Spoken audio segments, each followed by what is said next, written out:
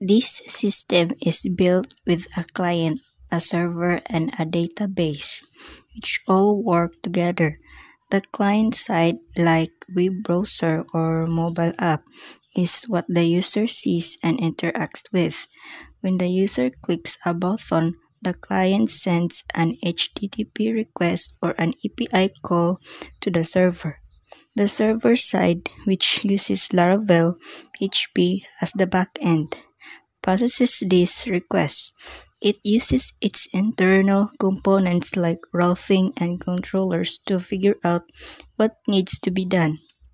If data is needed, the backend sends a SQL query to the PostgreSQL or MySQL database. The database stores all the important information like user accounts and posts in tables. After retrieving or updating the data, the backend may use a Redis cache for faster access later. Finally, the server sends a response to the client which displays the result to the user. Developers can test this setup locally using a VirtualBox or Docker environment. This diagram shows the network setup for a two-floor building, where each floor has its own separate network. The main device is the router or gateway, which connects the entire building to the internet. Both floor 1 and floor 2 connect this main router using a fast fiber optic or Ethernet uplink cable.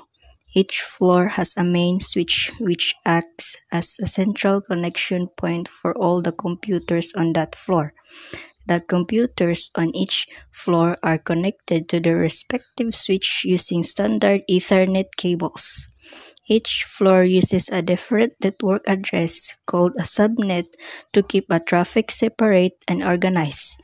For example, floor 1 uses the 192.168.10 times addresses, while floor 2 uses 192.168.20.x. Access points, shown by the wireless symbol, are connected to the switches to allow laptops and other devices to connect wirelessly.